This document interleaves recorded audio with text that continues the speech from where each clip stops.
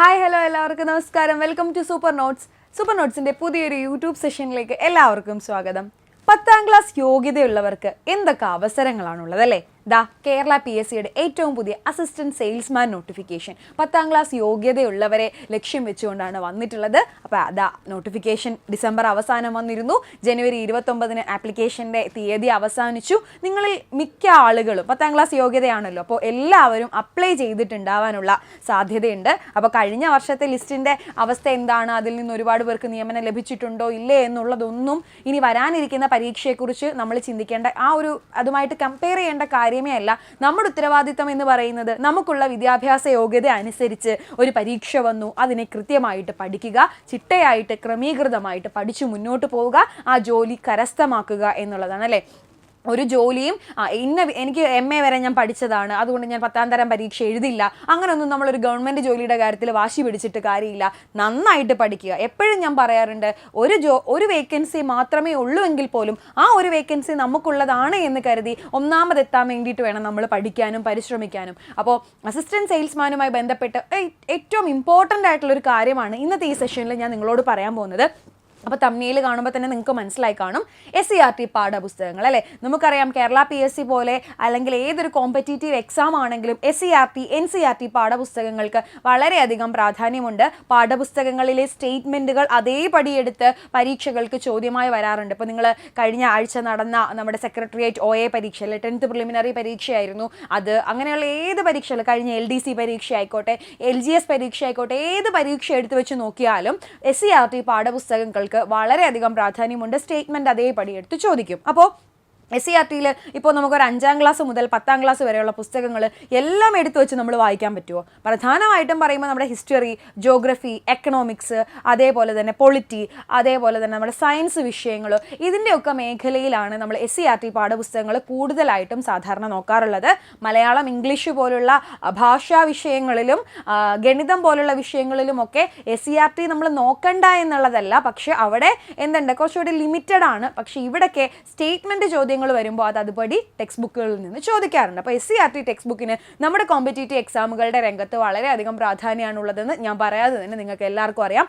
അപ്പോൾ ഓഗസ്റ്റിനും ഒക്ടോബറിനും ഇടയിൽ വരാനിരിക്കുന്ന അസിസ്റ്റന്റ് സെയിൽസ്മാൻ പരീക്ഷയ്ക്ക് തയ്യാറെടുക്കുന്ന ഒരു ഉദ്യോഗാർത്ഥിയെ സംബന്ധിച്ചിടത്തോളം SCERT ഓരോ ഭാഗങ്ങളും ഏതൊക്കെ പാഠഭാഗങ്ങളാണ് നോക്കേണ്ടത്, സിലബസിലെ ഓരോ ഭാഗങ്ങൾക്കും അനുസരിച്ചുള്ള ഏതൊക്കെ ചാപ്റ്റേഴ്സാണ് നിങ്ങൾ നോക്കേണ്ടത് എന്നുള്ളതാണ് നമ്മൾ ഈ ഒരു സെഷനിൽ പറയാൻ പോകുന്നത്. അപ്പോൾ അതിന് മുന്നോടിയായിട്ട് ഞാൻ ഒരു കാര്യം കൂടി പറയാം. നമ്മൾ കഴിഞ്ഞ അക്കാദമിക വർഷം, അതായത് 2024-25 അക്കാദമിക് ഇയറിൽ 1, 3, 5, 7, 9 ക്ലാസ്സുകളിലെ പാഠപുസ്തകങ്ങൾ മാറിയിട്ടുണ്ടായിരുന്നു. പുതിയ പാഠപുസ്തകമാണ് ഇപ്പോൾ നിലവിലുള്ളത്. അതിൽ നിന്നുള്ള പാഠഭാഗങ്ങളാണ് നമ്മളിവിടെ ഉൾക്കൊള്ളിച്ചിട്ടുള്ളത്. ഇനി അടുത്ത അക്കാദമിക വർഷം, അതായത് ഇപ്പോൾ ജൂണിൽ തുടങ്ങാൻ പോകുന്ന അടുത്ത അക്കാദമിക വർഷം 2, 4, 6, 8, 10 ക്ലാസ്സുകളിലെ പുസ്തകം മാറാൻ പോവുകയാണ്. അപ്പോൾ നമ്മുടെ പരീക്ഷ വരുന്നത് ഓഗസ്റ്റിനും ഒക്ടോബറിനും ഇടയിലായതുകൊണ്ട് തന്നെ ഇപ്പോൾ ഉള്ള പുസ്തകത്തിൽ നിന്നും ഇനി മാറി വരുന്ന പുസ്തകത്തിൽ നിന്നും ഒക്കെ ചോദ്യങ്ങൾ ചിലപ്പോൾ ഉണ്ടാവാനുള്ള സാധ്യതകളുണ്ട്. അപ്പോൾ അതുകൊണ്ട് നിങ്ങൾ എന്ത് ചെയ്യുക, ഇപ്പോൾ നിലവിൽ ഈ പറയുന്ന പാഠഭാഗങ്ങളൊക്കെ വെച്ചിട്ട് നിലവിലിരിക്കുന്ന പുസ്തകങ്ങൾ വെച്ച് തന്നെ പഠിച്ചു പോവുക. ജൂണിൽ സ്കൂൾ തുറക്കുമ്പോഴേക്കും പുതിയ പുസ്തകം വരുമ്പോൾ ഏതൊക്കെ ചാപ്റ്റേഴ്സാണ് അതിൽ അഡീഷൻസ് വന്നിട്ടുള്ളതെന്നൊക്കെ നമ്മൾ ഡീറ്റെയിൽഡ് ആയിട്ട് വീഡിയോ ഒക്കെ ചെയ്യുന്നതായിരിക്കും. അപ്പോൾ അതിനൊക്കെ നിങ്ങൾ ഫോളോ ചെയ്യുക, നമ്മുടെ ചാനൽ ഫോളോ ചെയ്ത് പോവുക. എന്തെന്തൊക്കെ അപ്ഡേഷൻസ് നമ്മുടെ മത്സര പരീക്ഷാ രംഗത്തും അതിൻ്റെ അനുബന്ധ മേഖലകളിലും ഒക്കെ വരുന്നുണ്ടോ അതൊക്കെ നമ്മൾ പോകും. അപ്പോൾ കൂടുതൽ ദീർഘിപ്പിക്കുന്നില്ല. നമ്മുടെ സിലബസ് അനുസരിച്ച് നമ്മൾ SCERT ഏതൊക്കെ പാഠഭാഗങ്ങൾ നോക്കി പോകണമെന്നാണ് ഈ ഒരു വീഡിയോയിൽ ഡിസ്കസ് ചെയ്യാൻ വേണ്ടി പോകുന്നത്. അപ്പോൾ ഉറപ്പായും പഠിച്ചിരിക്കേണ്ട SCERT പാഠഭാഗങ്ങൾ എന്തിനു വേണ്ടി, അസിസ്റ്റന്റ് സെയിൽസ്മാൻ ആവാൻ വേണ്ടി അല്ലെ. നമ്മുടെ സ്വന്തം ജില്ലയിൽ വീടിൻ്റെ അടുത്ത് തന്നെ ഒരു സർക്കാർ ജോലി, അതാണ് നമ്മുടെ ഈ വർഷത്തെ സ്വപ്നം എന്ന് പറയുന്നത്. അപ്പോൾ നോക്കിക്കേ, ആദ്യം തന്നെ എടുത്തിട്ടുള്ളത് ചരിത്രമാണ്. ഹിസ്റ്ററി എന്ന് പറയുമ്പോൾ കേരള ഹിസ്റ്ററി ഉണ്ട്, ഇന്ത്യൻ ഹിസ്റ്ററി ഉണ്ട്, വേൾഡ് ഹിസ്റ്ററി ഉണ്ട് അല്ലേ. അപ്പോൾ കേരള ഹിസ്റ്ററിയിൽ പ്രധാനമായിട്ടും എന്താ സിലബസ് ആണ് ഞാനിവിടെ കൊടുത്തിട്ടുള്ളത്. സിലബസിൽ നമുക്ക് പഠിക്കാനുള്ളത് യൂറോപ്യന്മാരുടെ വരവ് പഠിക്കാനുണ്ട്, യൂറോപ്യന്മാരുടെ പ്രധാനപ്പെട്ട സംഭാവനകൾ നമുക്ക് പഠിക്കാനുണ്ട്, മാർത്താണ്ഡവർമ്മ മുതൽ ചിത്തിര തിരുനാൾ വരെ വരുന്ന തിരുവിതാംകൂർ രാജാക്കന്മാരെ പറ്റിയും അവരുടെ ഭരണ സംവിധാനങ്ങളെ പറ്റിയിട്ടൊക്കെ നമുക്ക് പഠിക്കാനുണ്ട്.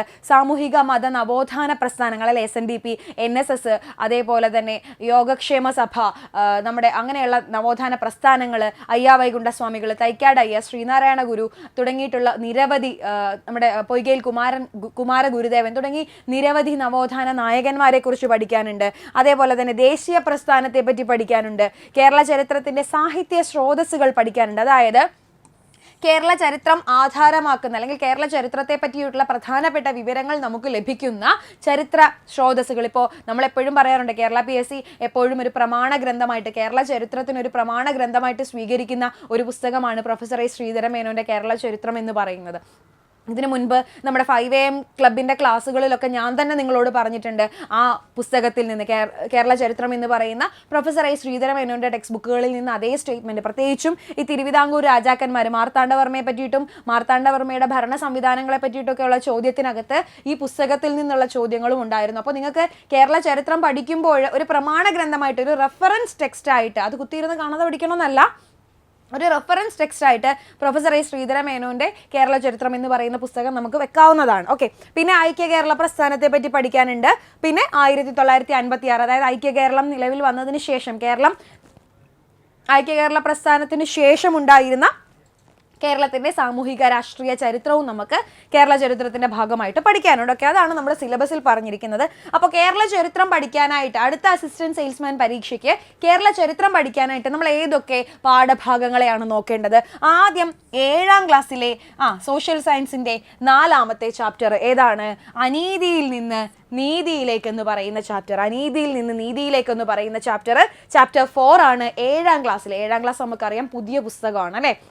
അപ്പോൾ ആ ചാപ്റ്റർ നിങ്ങൾ വായിച്ചു പോകണം.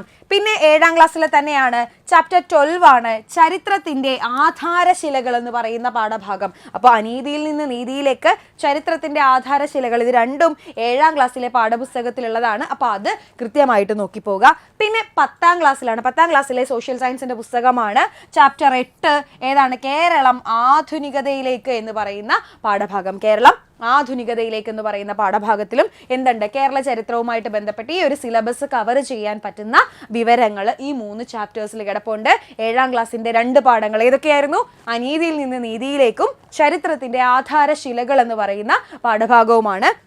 10ാം ക്ലാസ്സിൻ്റെതാണെങ്കിൽ 8ാമത്തെ ചാപ്റ്റർ ആണ് കേരളം ആധുനികതയിലേക്ക് എന്ന് പറയുന്നത്. ഇത് 3ഉം സോഷ്യൽ സയൻസിന്റെ ചാപ്റ്റേഴ്സ് ആണ് എന്നുള്ളത് ആലോചിച്ച് വെച്ചോളുക. ഓക്കെ, അപ്പോൾ കേരള ചരിത്രം പഠിക്കാനായിട്ട് നമുക്ക് ഈ പറയുന്ന പാഠഭാഗങ്ങളൊക്കെ സ്വീകരിക്കാവുന്നതാണ്. അങ്ങനെയാണെങ്കിൽ നമുക്ക് ഇന്ത്യൻ ഹിസ്റ്ററി പഠിക്കാൻ നമ്മൾ എന്ത് ചെയ്യും? ഇന്ത്യൻ ഹിസ്റ്ററി എന്ന് പറയുമ്പോൾ പ്രധാനമായിട്ടും ഇന്ത്യൻ ഹിസ്റ്ററിയിൽ ചോദ്യം വരുന്നത് ഒന്നെന്ന് പറയുന്നത് നിങ്ങൾക്കറിയാം 1857 വിപ്ലവം അല്ലെ. നമ്മൾ ശിപായി ലഹള എന്നും 1ാം സ്വാതന്ത്ര്യ സമരം എന്നുമൊക്കെ പല പേരുകളിൽ വ്യാഖ്യാനിക്കുന്ന 1857 വിപ്ലവം എന്തായാലും ചോദ്യം ഉണ്ടാവുന്നത് ഉറപ്പ് കാര്യമാണ്. അതുപോലെ തന്നെ ഗാന്ധിജി, നിസ്സഹകരണ പ്രസ്ഥാനം, ക്വിറ്റ് ഇന്ത്യ പ്രസ്ഥാനം തുടങ്ങിയിട്ടുള്ള കാര്യങ്ങൾ, നമ്മുടെ ആ ഒരു സ്വാതന്ത്ര്യ സമരം, ദേശീയ പ്രസ്ഥാനം, ഇതൊക്കെ പഠിക്കണം. പിന്നെ ഇന്ത്യ ആഫ്റ്റർ ഇൻഡിപെൻഡൻസ് എന്നുള്ളത്, സ്വാതന്ത്ര്യാനന്തര ഇന്ത്യ എന്ന് പറയുന്ന കാര്യവും ഇന്ത്യൻ ഹിസ്റ്ററിയുമായിട്ട് ബന്ധപ്പെട്ട് നമ്മൾ ഓർത്തു വെക്കേണ്ടതാണ് അല്ലെ. ബ്രിട്ടീഷ് ആധിപത്യം, 1ാം സ്വാതന്ത്ര്യ സമരം, ഞാൻ പറഞ്ഞു അല്ലെ, നമ്മൾ ഏറ്റവും ചോദ്യങ്ങൾ ഒരുപാട് ആവർത്തിച്ചിട്ടുള്ള ഒരു ടോപ്പിക് ആയിരുന്നു അത്.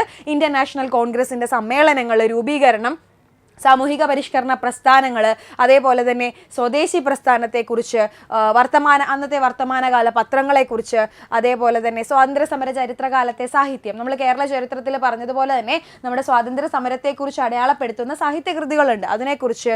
അതുപോലെ തന്നെ കലകളും അക്കൂട്ടത്തിൽ വരുന്നു. സ്വാതന്ത്ര്യ സമരം, മഹാത്മാഗാന്ധി സ്ഥിരം ചോദ്യമാണ്.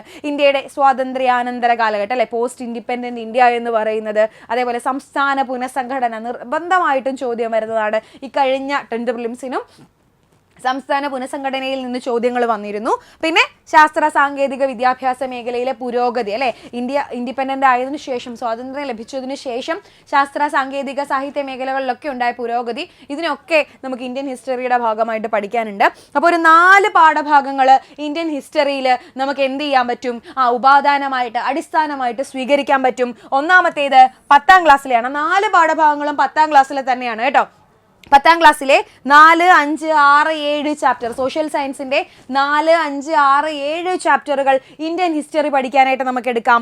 5ാമത്തെ ചാപ്റ്റർ ആയിട്ടുള്ള സംസ്കാരവും ദേശീയതയും, 4ാമത്തെ ചാപ്റ്റർ ആയിട്ടുള്ള ബ്രിട്ടീഷ് ചൂഷണവും ചെറുത്തുനിൽപ്പുകളും, 6ാമത്തെ ചാപ്റ്റർ ആയിട്ടുള്ള സമരവും സ്വാതന്ത്ര്യവും, 7ാമത്തെ ചാപ്റ്റർ ആയിട്ടുള്ള സ്വാതന്ത്ര്യാനന്തര ഇന്ത്യ അല്ലെ. 4, 5, 6, 7 10ാം ക്ലാസ്സിലെ സോഷ്യൽ സയൻസിന്റെ പുസ്തകം. 10ാം ക്ലാസ്സിലെ സോഷ്യൽ സയൻസിന്റെ പുസ്തകത്തിൽ ആദ്യത്തെ 4 ചാപ്റ്റേഴ്സ് 4, 5, 6, 7 ചാപ്റ്റേഴ്സ് ബ്രിട്ടീഷ് ചൂഷണവും ചെറുത്തുനിൽപ്പുകളും സംസ്കാരവും ദേശീയതയും സമരവും സ്വാതന്ത്ര്യവും സ്വാതന്ത്ര്യാനന്തര ഇന്ത്യ തുടങ്ങിയിട്ടുള്ള 4 പാഠഭാഗങ്ങൾ ഇന്ത്യൻ ഹിസ്റ്ററി പഠിക്കാനായിട്ട് ഈ അസിസ്റ്റന്റ് സെയിൽസ്മാൻ പരീക്ഷയ്ക്ക് നമ്മളെ സഹായിക്കുന്നതായിരിക്കും.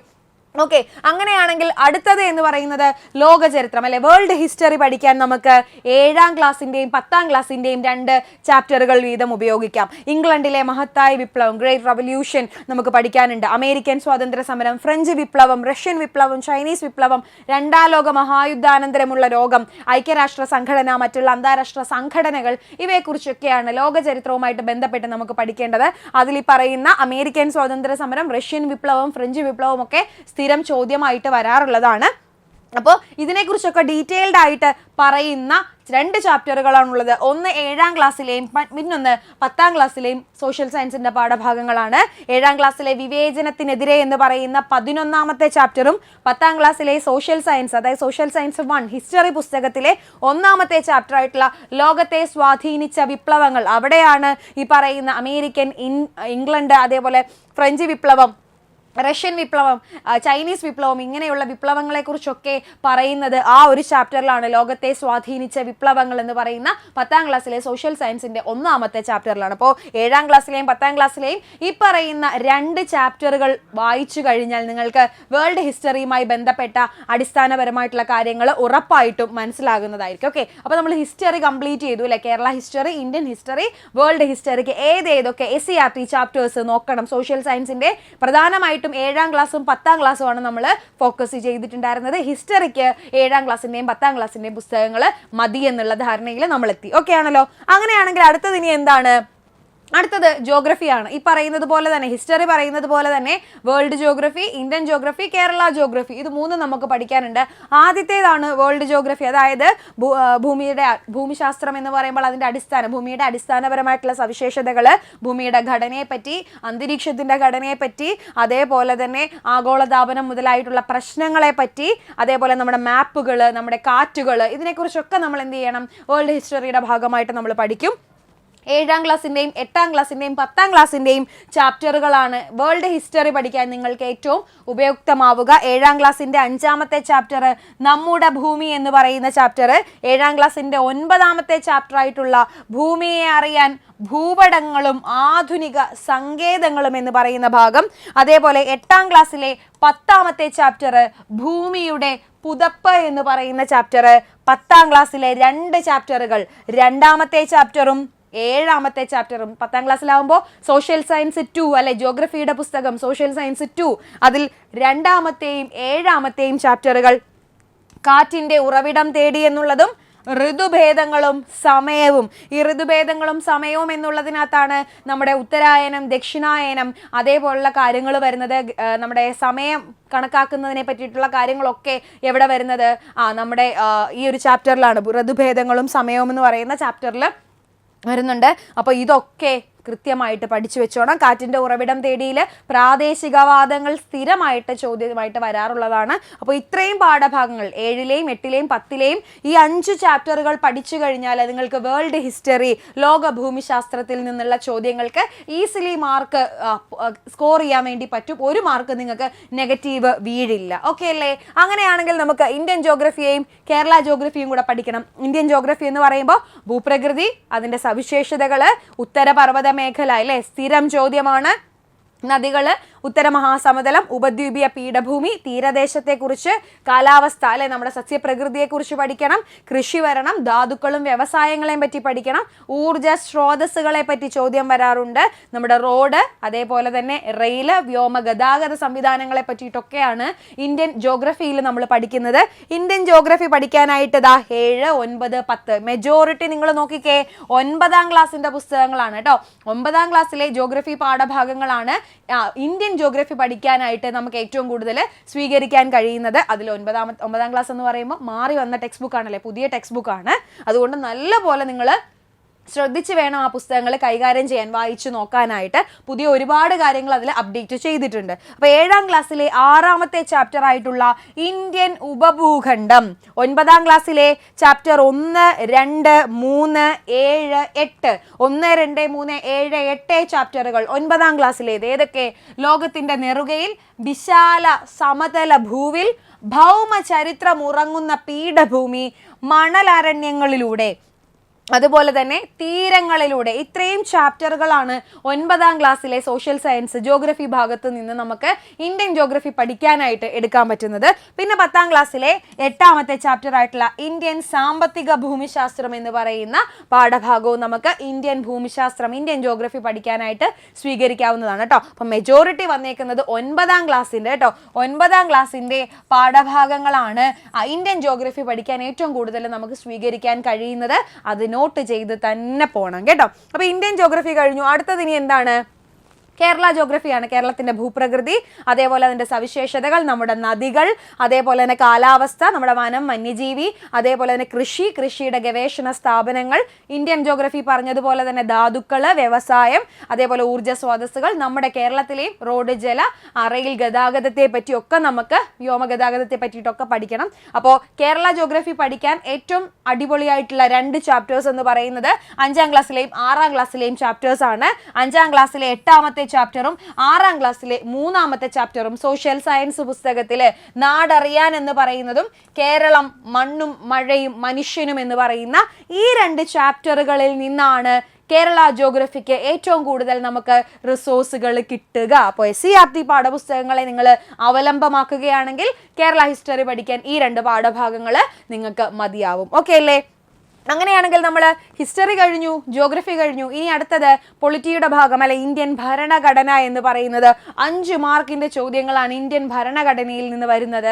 ഭരണഘടനയുമായി ബന്ധപ്പെട്ട് നമുക്ക് ഭരണഘടനാ നിർമ്മാണ സമിതിയെ പഠിക്കണം, ഭരണഘടനയുടെ ആമുഖത്തെ പറ്റി പഠിക്കണം, പൗരത്വം, അതേപോലെ തന്നെ മൗലിക അവകാശങ്ങൾ, നമ്മുടെ നിർദ്ദേശക തത്വങ്ങൾ, മൗലിക കടമകൾ, അതുപോലെ തന്നെ ഗവൺമെന്റിന്റെ ഘടകങ്ങൾ, അതേപോലെ തന്നെ പ്രധാനപ്പെട്ട ഭരണഘടന ഭേദഗതികളെ പറ്റിയിട്ട്, പഞ്ചായത്ത് രാജിനെ കുറിച്ച്, ഭരണഘടനാ സ്ഥാപനങ്ങൾ, അവയുടെ ചുമതലകൾ, ഇങ്ങനെ ധാരാളം കാര്യങ്ങൾ, നമ്മുടെ state list, concurrent list, union list, ഇങ്ങനെയുള്ള കാര്യങ്ങളെ പറ്റിയിട്ടൊക്കെ ഭരണഘടനയുമായിട്ട് ബന്ധപ്പെട്ട് പഠിക്കണം. അപ്പോൾ ഭരണഘടന പഠിക്കാനായി 7ാം ക്ലാസ്, 9ാം ക്ലാസ്, അതേപോലെ 11ാം ക്ലാസ്സിന്റെ പുസ്തകങ്ങൾ നമുക്ക് എടുക്കാം. 7ാം ക്ലാസ്സിലെ 3ാമത്തെ ചാപ്റ്ററും 7ാം ക്ലാസ്സിലെ 3ാമത്തെയും 8ാമത്തെയും ചാപ്റ്റർ ഭരണഘടന വഴിയും വഴികാട്ടിയും എന്ന് പറയുന്ന ചാപ്റ്റർ, അതേപോലെ അധികാരം ജനങ്ങൾക്കെന്ന് പറയുന്ന ചാപ്റ്റർ, ഇതൊക്കെ ഭരണഘടന പഠിക്കാൻ നമുക്ക് സ്വീകരിക്കാം. 9ാം ക്ലാസ്സിലെ 4ാമത്തെ ചാപ്റ്റർ ആയിട്ടുള്ള ഇന്ത്യൻ ഭരണഘടനയിലെ അധികാര വിന്യാസം എന്ന് പറയുന്നത്, അതേപോലെ 7ാമത്തെ ചാപ്റ്റർ ആയിട്ടുള്ള ജനാധിപത്യത്തിന്റെ വ്യാപനം സ്ഥാപനങ്ങളിലൂടെ എന്ന് പറയുന്ന പാഠഭാഗം, 8ാമത്തെ ചാപ്റ്റർ ആയിട്ടുള്ള ലിംഗവിവേചനം ഇല്ലാത്ത സമൂഹത്തിലേക്ക് എന്ന് പറയുന്ന പാഠഭാഗം, ഒടുവിലിതാ +1 ക്ലാസ്സിലെ 2ാമത്തെ ചാപ്റ്റർ ഇന്ത്യൻ ഭരണഘടനയിലെ അവകാശങ്ങൾ. ഇത്രയും പാഠഭാഗങ്ങൾ പഠിച്ചാൽ തന്നെ 5 മാർക്ക്, ഇന്ത്യൻ കോൺസ്റ്റിറ്റ്യൂഷന്റെ 5 മാർക്ക് നമ്മുടെ കയ്യിൽ ഭദ്രമായിരിക്കും. ഈ 11ാം ക്ലാസ്സിലെ മലയാളം വേർഷൻ പുസ്തകമൊക്കെ നമുക്ക് ലഭിക്കുന്നതാണ്. നമ്മുടെ സൂപ്പർ നോട്ട്സിന്റെ ആപ്പിൽ തന്നെ ഫ്രീ മെറ്റീരിയൽസ് ആയിട്ട് NCERT, SCERT ടെക്സ്റ്റ് ബുക്കുകളൊക്കെ നിങ്ങൾക്ക് അവൈലബിൾ ആണ്. നമ്മുടെ ആപ്പ് ഡൗൺലോഡ് ചെയ്ത് നിങ്ങൾക്ക് അത് നോക്കാവുന്നതാണ്. ഇനിയിപ്പോൾ കഷ്ടപ്പെട്ട് ഡൗൺലോഡ് ചെയ്യാൻ ബുദ്ധിമുട്ടിയൊന്നും നിങ്ങൾ നിൽക്കേണ്ട കാര്യമില്ല. അപ്പോൾ ഇന്ത്യൻ ഭരണഘടന പഠിക്കണമെന്നുണ്ടെങ്കിൽ ഇത്രയും ചാപ്റ്ററുകൾ നിങ്ങളൊന്ന് വായിച്ചു പോയാൽ മതി. ഓക്കെ, ധനതത്വശാസ്ത്രം അഥവാ എക്കണോമിക്സിനെ കുറിച്ചിട്ടാണ്. എക്കണോമിക്സിൽ നിന്നും 5 മാർക്കിന്റെ ചോദ്യങ്ങളാണ് നമുക്കുണ്ടാവുക. നമുക്ക് ഇന്ത്യൻ സാമ്പത്തിക രംഗം, നമ്മുടെ പഞ്ചവത്സര പദ്ധതികൾ, പ്ലാനിംഗ് കമ്മീഷനെ പറ്റി, നീതി ആയോഗ്, സാമ്പത്തിക പരിഷ്കരണങ്ങളെ പറ്റി, ധനകാര്യ സ്ഥാപനങ്ങൾ, നമ്മുടെ കാർഷിക വിളകൾ, ധാതുക്കൾ, ഹരിത വിപ്ലവം തുടങ്ങിയിട്ടുള്ള ടോപ്പിക്കുകളൊക്കെ എക്കണോമിക്സിന്റെ ഭാഗത്ത് നമുക്ക് പഠിക്കാനുണ്ട്. 5 മാർക്കിന്റെ ചോദ്യങ്ങളാണ് വരുന്നത്. അപ്പോൾ 7ാം ക്ലാസ്സിന്റെയും 9ാം ക്ലാസ്സിന്റെയും 11ാം ക്ലാസ്സിന്റെയും പാഠഭാഗങ്ങളെയാണ് നമുക്ക് എക്കണോമിക്സിന്റെ ഭാഗത്ത് നിന്ന് ഹെൽപ്ഫുൾ ആയിട്ട് എടുക്കാൻ പറ്റുന്നത്.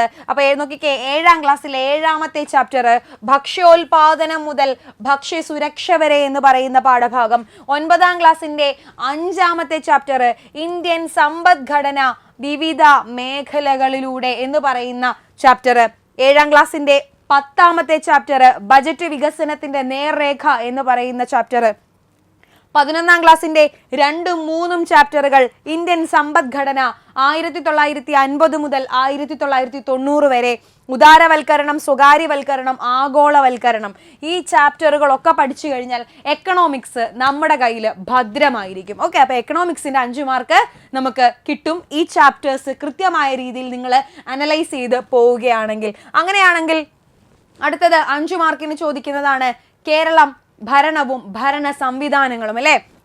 നമ്മുടെ സംസ്ഥാന സിവിൽ സർവീസ്, അതുപോലെ തന്നെ ഭരണഘടനാ സ്ഥാപനങ്ങൾ, വിവിധ കമ്മീഷനുകൾ, സാമൂഹിക സാമ്പത്തിക വാണിജ്യ ആസൂത്രണ പദ്ധതികൾ, വിവരങ്ങൾ, ദുരന്ത നിവാരണ അതോറിറ്റി, അതേപോലെ തണ്ണീർത്തട സംരക്ഷണം, തൊഴിലും ജോലിയും, ദേശീയ ഗ്രാമീണ തൊഴിൽ പദ്ധതികൾ, ഭൂപരിഷ്കരണങ്ങൾ, സ്ത്രീകൾ, കുട്ടികൾ, മുതിർന്ന പൗരന്മാർ എന്നിവരുടെ സംരക്ഷണം, സാമൂഹിക ക്ഷേമ വികസന പദ്ധതികൾ തുടങ്ങിയിട്ടുള്ള കാര്യങ്ങളൊക്കെ കേരളം ഭരണവും ഭരണ സംവിധാനവും എന്ന് പറയുന്ന മേഖലയിൽ നിന്ന് വരുന്ന ടോപ്പിക്കുകളാണ്.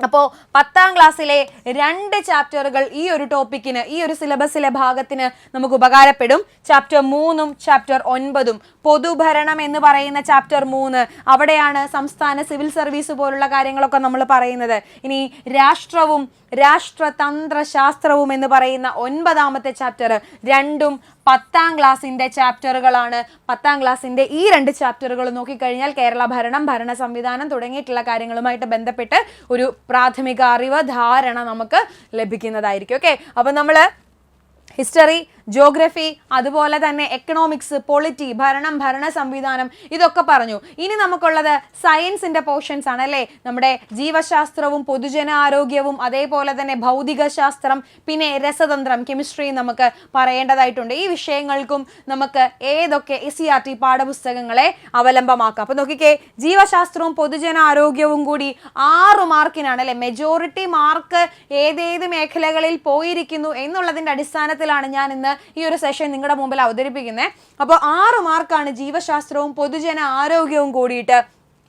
മനുഷ്യ ശരീരത്തെക്കുറിച്ചുള്ള പൊതുവായ അറിവ്, ജീവകങ്ങള്, ധാതുക്കള്, അവയുടെ അപര്യാപ്തത, രോഗങ്ങള്, സാംക്രമിക രോഗങ്ങളും അവയുടെ രോഗകാരികളും, കേരളത്തിലെ ആരോഗ്യക്ഷേമ പ്രവർത്തനങ്ങള്, ജീവിതശൈലി രോഗങ്ങൾ, അടിസ്ഥാന ആരോഗ്യ വിജ്ഞാനം, പരിസ്ഥിതിയും പരിസ്ഥിതി പ്രശ്നങ്ങളും. ഇവ ഇത്രയുമാണ് ജീവശാസ്ത്രവും പൊതുജന ആരോഗ്യവും എന്ന് പറയുന്ന ആ ഒരു സിലബസിൽ വരുന്ന ടോപ്പിക്കുകൾ. അപ്പൊ ഇത് പഠിക്കാനായിട്ട് നമുക്ക് ഇത്രയും ചാപ്റ്റേഴ്സ് നോക്കാം. 7ാം ക്ലാസ്സിലെ 1ാമത്തെ ചാപ്റ്റർ വിളയിക്കാം നൂറുമേനി. അവിടെയാണ് കാർഷിക രംഗവുമായി ബന്ധപ്പെട്ട കാര്യങ്ങൾ, നമ്മുടെ സങ്കര വിളകൾ തുടങ്ങിയിട്ടുള്ള കാര്യങ്ങളൊക്കെ വിളയിക്കാം നൂറുമേനി എന്ന പാഠഭാഗത്തിൽ വരുന്നു. 7ാം ക്ലാസ്സിലെ തന്നെ 5ാമത്തെ ചാപ്റ്റർ മനുഷ്യ ശരീരം ഒരു വിസ്മയം, ദഹനവും ശ്വസനവും, നമ്മുടെ മനുഷ്യ ശരീരത്തെക്കുറിച്ചുള്ള കാര്യങ്ങൾ, പൊതുവായ അറിവ് നമുക്ക് ഉണ്ടായിരിക്കണം. അപ്പൊ 7ാം ക്ലാസ്സിലെ തന്നെ 9ാമത്തെ ചാപ്റ്റർ പരിസ്ഥിതിയെ നോവിക്കാതെ അല്ലെ, പരിസ്ഥിതി പ്രശ്നങ്ങളെ പറ്റിയിട്ടുള്ളത്. ഇനി 9ാം ക്ലാസ്സിലെ 2 ചാപ്റ്ററുകൾ, ചാപ്റ്റർ 3ഉം ചാപ്റ്റർ 4ഉം, ശ്വസനവും വിസർജനവും ചലനത്തിന് പിന്നിൽ. ഇത് രണ്ടും എന്താണ്? മനുഷ്യ ശരീരവുമായി ബന്ധപ്പെട്ട കാര്യങ്ങളാണ്. ഇനി 10ാം ക്ലാസ്സിലെ ചാപ്റ്റർ 1ഉം ചാപ്റ്റർ 3ഉം. ചാപ്റ്റർ 1ൽ അറിയാനും പ്രതികരിക്കാനും, നമ്മുടെ കണ്ണിനെ കുറിച്ചും നമ്മുടെ സെൻസറി ഓർഗൻസിനെ ഒക്കെ കുറിച്ച് നമ്മൾ പഠിക്കുന്നു. ഇനി സമസ്ഥിതിക്കുള്ള രാസ സന്ദേശങ്ങൾ എന്ന് പറയുന്ന 3ാമത്തെ ചാപ്റ്റർ, ഹോർമോണുകളെ പറ്റി, അവയുടെ ഡെഫിഷ്യൻസി വരുമ്പോൾ നമ്മുടെ ശരീരത്തുണ്ടാകുന്ന അവസ്ഥകളെ പറ്റിയൊക്കെ നമുക്ക് ഈ ചാപ്റ്ററുകളിൽ ഡിസ്കസ് ചെയ്യാൻ പറ്റും. അപ്പോൾ ജീവശാസ്ത്രവുമായിട്ട് ബന്ധപ്പെട്ട് നമുക്ക് ഇത്രയും ചാപ്റ്ററുകൾ എടുക്കാം. ഇതിൽ നിങ്ങൾ ശ്രദ്ധിക്കേണ്ടത് പരിസ്ഥിതിയെ സംബന്ധിക്കുന്ന ഒരു ചാപ്റ്റർ ക്ലാസ് 7ാം ക്ലാസ്സിലെ 9ാമത്തെ ചാപ്റ്റർ ആണ്, പരിസ്ഥിതിയെ നോവിക്കാതെ എന്ന് പറയുന്നത്. 8ാം ക്ലാസ്സിലെ 13ാമത്തെ ചാപ്റ്ററിലും, അടിസ്ഥാന ശാസ്ത്രം 13ാമത്തെ ചാപ്റ്ററിലും ഈ പരിസ്ഥിതിയുമായിട്ട് ബന്ധപ്പെട്ട കാര്യങ്ങൾ പറയുന്നുണ്ട്. അതുകൂടി നിങ്ങൾക്കൊന്ന് എക്സ്ട്രാ റീഡിങ്ങിന് വേണ്ടിയിട്ട് എടുക്കാവുന്നതാണ്. അപ്പോൾ ജീവശാസ്ത്രവും പൊതുജന ആരോഗ്യവും കൂടി ഇത്രയും നോക്കിയാൽ മതിയോ എന്ന് ചോദിച്ചു കഴിഞ്ഞാൽ, പൊതുജന ആരോഗ്യത്തെക്കുറിച്ച് നോക്കാൻ വേണ്ടിയിട്ട് ഒരു 2 ചാപ്റ്ററും കൂടി ഞാനിവിടെ സജസ്റ്റ് ചെയ്യുകയാണ്. 10ാം ക്ലാസ്സിലെ 4ഉം 5ഉം ചാപ്റ്ററുകൾ, അകറ്റി നിർത്താം രോഗങ്ങളെ എന്നുള്ളതും പ്രതിരോധത്തിന്റെ കാവലാളുകൾ എന്നുള്ളതും. ഈ 2 ചാപ്റ്ററുകൾ കൂടി പൊതുജനാരോഗ്യവുമായിട്ട് ബന്ധപ്പെട്ട് വരുന്നതാണ്. അപ്പോൾ ഈ 2 ചാപ്റ്റേഴ്സ് എക്സ്ട്രാ നിങ്ങൾക്കൊന്ന് വായിച്ചു വെക്കാം. പൊതുജനാരോഗ്യവുമായിട്ട് ബന്ധപ്പെട്ട് നമ്മുടെ രോഗങ്ങൾ, സാംക്രമിക രോഗങ്ങൾ തുടങ്ങിയിട്ടുള്ള കാര്യങ്ങളൊക്കെ ഈ ചാപ്റ്ററുകളിൽ ഡിസ്കസ് ചെയ്യുന്നുണ്ട്. ഓക്കെ, അങ്ങനെയാണെങ്കിൽ ഭൗതിക ശാസ്ത്രം, രസതന്ത്രം ഇതുകൂടി നമുക്ക് നോക്കാനുണ്ട്. രസതന്ത്രത്തിന് 3 മാർക്കാണ്, ഭൗതിക ശാസ്ത്രത്തിനും 3 മാർക്കാണ്. അപ്പോൾ ബയോളജിക്കാണ് മെജോറിറ്റി, സയൻസിൽ മെജോറിറ്റി മാർക്ക് പോകുന്നത് ബയോളജിക്കാണ്, 6 മാർക്കാണ്. ഫിസിക്സിനും കെമിസ്ട്രിക്കുമായിട്ട് 3 മാർക്കുകൾ വീതമാണ്. അപ്പോൾ നമുക്ക് ആറ്റം എന്താണ്, തന്മാത്ര എന്താണ്, ദ്രവ്യത്തിന്റെ വിവിധ അവസ്ഥകൾ അല്ലെ, നമ്മുടെ ഒരു നോർമൽ പ്രിലിമിനറി പരീക്ഷയ്ക്ക് ഉള്ള കെമിസ്ട്രി സിലബസ് മുഴുവനുണ്ട്. ദ്രവ്യത്തിന്റെ വിവിധ അവസ്ഥകൾ, കാർബണിന്റെ രൂപാന്തരത്വങ്ങൾ, അലോട്രോപ്പുകൾ, അതേപോലെ തന്നെ വാതക നിയമങ്ങൾ, അക്വാ റീജിയെക്കുറിച്ച്, മൂലകങ്ങൾ, ആവർത്തന പട്ടിക, ലോഹങ്ങൾ, അലോഹങ്ങൾ, ഉപലോഹങ്ങൾ, രാസഭൗതിക മാറ്റങ്ങളെക്കുറിച്ച്, രാസപ്രവർത്തനങ്ങൾ, ലായനികൾ, കൊളോയിഡുകൾ, മിശ്രിതങ്ങൾ, സംയുക്തങ്ങൾ, ഇതൊക്കെ നമുക്ക് പഠിക്കേണ്ടതായിട്ടുണ്ട്. ലോഹങ്ങൾ, അലോഹങ്ങൾ, ലോഹ നിർമ്മാണം, അലോഹ സംയുക്തങ്ങൾ, ലോഹ സങ്കരങ്ങൾ, pH മൂല്യം, ആൽക്കലോയിഡുകൾ, ഇതൊക്കെയാണ് കെമിസ്ട്രിയുടെ സിലബസിൽ വരുന്നത്. 3 മാർക്കിന്റെ ചോദ്യങ്ങൾ. ഏറ്റവും ഇമ്പോർട്ടൻ്റ് ആയിട്ട് നമുക്ക് നോക്കാൻ പറ്റുന്ന ചാപ്റ്റേഴ്സ് എന്ന് പറയുന്നത് 7ാം ക്ലാസ്സിൻ്റെയും 9ാം ക്ലാസ്സിൻ്റെയും 10ാം ക്ലാസ്സിൻ്റെയും ചാപ്റ്റേഴ്സാണ്.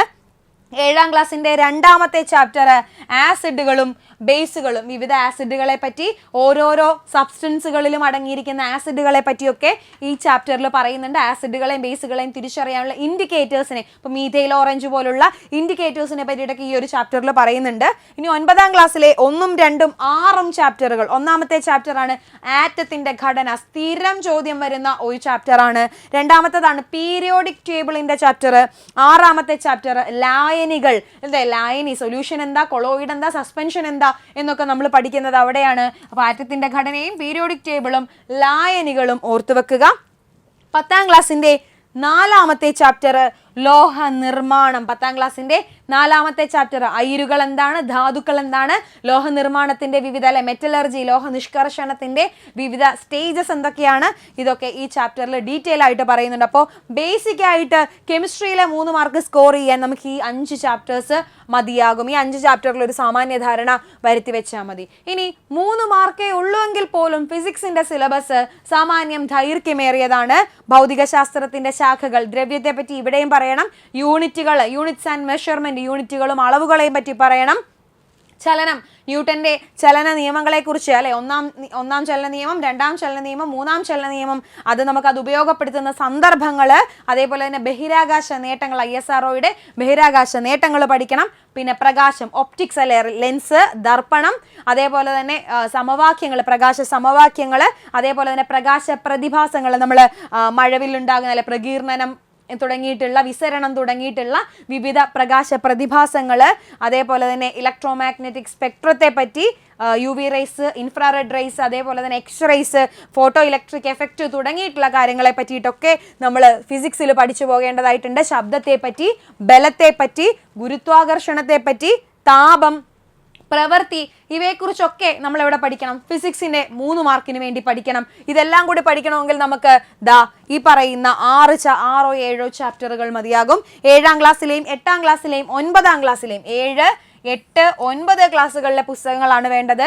7ാം ക്ലാസ്സിലെ 4ാമത്തെ ചാപ്റ്റർ, സയൻസിന്റെ 4ാമത്തെ ചാപ്റ്റർ പ്രകാശം പ്രതിപദിക്കുമ്പോൾ എന്ന് പറയുന്ന ചാപ്റ്റർ ഒപ്റ്റിക്സിനെ പറ്റിയിട്ടുള്ളതാണ്. 7ാം ക്ലാസ്സിലെ 6ാമത്തെ ചാപ്റ്റർ താപം, നിത്യജീവിതത്തിൽ താപോർജത്തെ പറ്റിയിട്ടുള്ളതാണ്. 8ാം ക്ലാസ്സിലെ 10ാമത്തെ ചാപ്റ്റർ ബലം, ഫോഴ്സ് എന്ന് പറയുന്ന ചാപ്റ്റർ. 9ാം ക്ലാസ്സിലെ 3ഉം 4ഉം 6ഉം 8ഉം ചാപ്റ്ററുകൾ. 3ാമത്തെ ചാപ്റ്റർ ആയിട്ടുള്ള ചലന നിയമങ്ങൾ, 3 ചലന നിയമങ്ങൾ, അവയുടെ ചലന സമവാക്യമൊക്കെ എടുത്തുള്ള ചോദ്യങ്ങൾ കഴിഞ്ഞ 10th പ്രിലിമിനറി പരീക്ഷയിലൂടെ നമ്മൾ കണ്ടതേ ഉള്ളൂ.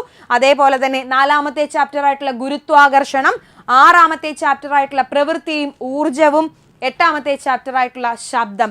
ഇത്രയും ചാപ്റ്ററുകൾ വായിച്ചു നോക്കിയാൽ ഭൗതിക ശാസ്ത്രത്തിൽ നിന്നുള്ള 3 മാർക്ക് സെറ്റാണ്. അപ്പോൾ ഒരു ലോങ് സെഷൻ അല്ലേ, സയൻസ്, സോഷ്യൽ സയൻസ്, ഇത് ഈ ഒരു മേഖലയിൽ നിന്നും ഏതൊക്കെ SCERT പാഠപുസ്തകങ്ങൾ അല്ലെങ്കിൽ പാഠഭാഗങ്ങൾ, ഏതൊക്കെ ചാപ്റ്റേഴ്സ് നിങ്ങൾ വായിക്കണമെന്നുള്ളത് ഞാൻ ഈ ഒരു സെഷനിൽ കംപ്ലീറ്റ് ആയിട്ട് പറഞ്ഞു തന്നിട്ടുണ്ട്. ഇനി നമുക്ക് വരുന്നത് കലാ, സാഹിത്യം, സംസ്കാരം എന്നുള്ള ഭാഗത്ത് നിന്നുള്ള ചോദ്യങ്ങൾ, അതേപോലെ മലയാളം, ഇംഗ്ലീഷ് തുടങ്ങിയിട്ടുള്ള മാത്സ് തുടങ്ങിയിട്ടുള്ള കാര്യങ്ങളൊക്കെയാണ് വരുന്നത്. അപ്പോൾ മലയാളം, ഇംഗ്ലീഷ്, മാത്സ് ഒക്കെ എന്ന് പറഞ്ഞു കഴിഞ്ഞാൽ നമുക്ക് നമ്മുടെ കംഫർട്ട് സോണാണ്. ശരിക്കും പറഞ്ഞാൽ അവിടെ ഫ്രീ ഹിറ്റ് ആയിട്ട് നമുക്ക് മാർക്ക് കിട്ടുന്ന ഒരു മേഖലയാണ്. പ്രീവിയസ് ഇയർ ക്വസ്റ്റ്യൻ പേപ്പറുകളെ നിങ്ങൾ കൂടുതൽ ആധാരമാക്കി വെക്കുക.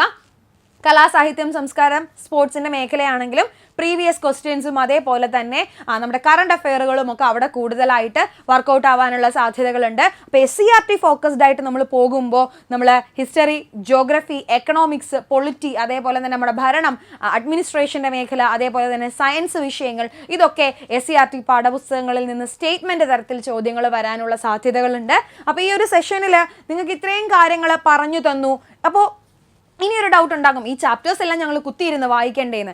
അങ്ങനെയാണെങ്കിൽ എടാ, ഈ ചാപ്റ്റേഴ്സിൽ നിന്നൊക്കെയുള്ള ആ ഒരു എസെൻസിനെ എടുത്തുകൊണ്ട് ഏറ്റവും കോറായിട്ടുള്ള ആ ഒരു പോയിന്റ്സിനെ എടുത്തുകൊണ്ടുള്ള ഏറ്റവും പുതിയ ബാച്ച്, ഏറ്റവും എഫക്റ്റീവായിട്ട് നിങ്ങളെ പഠിപ്പിക്കാൻ, അത് SCERT ആയിക്കോട്ടെ, NCERT ആയിക്കോട്ടെ, അല്ലെങ്കിൽ നമ്മളിപ്പോൾ പറഞ്ഞ നമ്മുടെ കേരള ചരിത്രം പോലുള്ള എക്സ്ട്രാ റെഫറൻസ് ടെക്സ്റ്റുകളായിക്കോട്ടെ, ഇതിൽ നിന്നൊക്കെ ഏറ്റവും കോറായിട്ടുള്ള കാര്യങ്ങളെ എടുത്തുകൊണ്ടുള്ള അടിപൊളി ബാച്ച്, അസിസ്റ്റന്റ് സെയിൽസ്മാന് വേണ്ടി മാത്രമായിട്ടൊരു ബാച്ച്, അതാണ് അക്ഷയം ബാച്ച് അല്ലേ. നമ്മൾ പറഞ്ഞു നമ്മുടെ സ്വന്തം ജില്ലയിൽ നമ്മുടെ വീടിൻ്റെ അടുത്തുള്ള സർക്കാർ സ്ഥാപനത്തിൽ നമുക്ക് ജോലി കിട്ടണം എന്നുണ്ടെങ്കിൽ നമ്മൾ ചില്ലറ പഠിപ്പൊന്നും വേണ്ട അല്ലേ. നമ്മൾ നല്ല രീതിയിൽ തന്നെ പഠിക്കണം. അറിയാലോ, 10ാം ക്ലാസ് യോഗ്യതയാണ്. അതുകൊണ്ട് തന്നെ നമുക്ക് കോമ്പറ്റീഷൻ നന്നായിട്ടുണ്ടാകും. കൂടെ ഓടുന്നവരുടെ എണ്ണം, മത്സരാർത്ഥികളുടെ എണ്ണം വല്ലാണ്ട് കൂടുതലായിരിക്കും. അപ്പോൾ നിങ്ങൾക്ക് ഒരു സാധാ ഒരു കോഴ്സ് അല്ലെങ്കിൽ ഒരു 10th പ്രിലിമിനറി പരീക്ഷയ്ക്കുള്ള ഒരു സാധാ കോഴ്സ് അല്ല നിങ്ങൾക്ക് ആവശ്യമായിട്ടുള്ളത്. പിന്നെയോ ഒരു സ്പെഷ്യലൈസ്ഡ് ആയിട്ടുള്ള കോഴ്സ്, സ്പെഷ്യലൈസ്ഡ് ആയിട്ടുള്ള മെൻറ്റർഷിപ്പോട് കൂടിയിട്ടുള്ള ഒരു അടിപൊളി കോഴ്സ്, അതാണ് സൂപ്പർ നോട്ട്സിൻ്റെ അക്ഷയം ബാച്ച് എന്ന് പറയുന്നത്. അപ്പോൾ അക്ഷയം ബാച്ച് നമ്മൾ ഫെബ്രുവരി 1-ാം തീയതി വരെ നമുക്ക് 1999 എന്ന് പറയുന്ന ഓഫർ പ്രൈസിൽ നിങ്ങൾക്ക് പർച്ചേസ് ചെയ്യാവുന്നതാണ്. അപ്പോൾ നമ്മുടെ കോഴ്സിൽ ജോയിൻ ചെയ്യാനും കോഴ്സിനെ പറ്റിയിട്ടുള്ള കാര്യങ്ങളൊക്കെ അറിയാനായിട്ട് 8281223366 എന്ന് പറയുന്ന നമ്മുടെ നമ്പറിൽ നിങ്ങൾക്ക് കോൺടാക്ട് ചെയ്യാം, അഡ്മിഷൻ എടുക്കാം. 1999 മാത്രമാണ് ഇപ്പോഴത്തെ ഓഫർ പ്രൈസ് എന്ന് പറയുന്നത്. ഫെബ്രുവരി 1-ന് അവസാനിക്കുകയാണ്.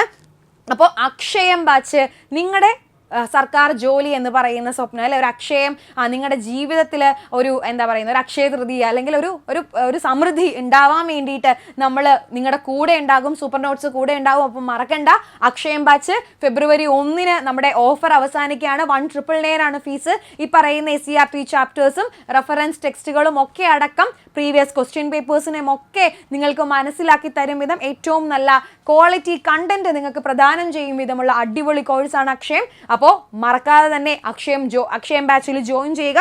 ഉഷാറായിട്ട് നമുക്ക് പഠിച്ചു തുടങ്ങാം. അപ്പോൾ അസിസ്റ്റന്റ് സെയിൽസ്മാൻ അതേപോലുള്ള ഇതര PSC കോമ്പറ്റീറ്റീവ് എക്സാംസിനൊക്കെ നിങ്ങൾക്കൊരു ബെസ്റ്റ് സോഴ്സ് ആയിട്ട് സൂപ്പർ നോട്ട്സിനെ കാണാം. കൂടുതൽ വിവരങ്ങൾക്കൊക്കെ ആയിട്ട് നമുക്ക് കൂടുതൽ അപ്ഡേഷൻസിനൊക്കെ ആയിട്ട് നമ്മുടെ ചാനൽ ഫോളോ ചെയ്യാം. അപ്പോൾ അടുത്തൊരു സെഷനിൽ വീണ്ടും കാണാം. വിജയങ്ങൾ നിങ്ങൾക്കുണ്ടാവട്ടെ. വീണ്ടും കാണുന്നത് വരേക്കും താങ്ക് യു.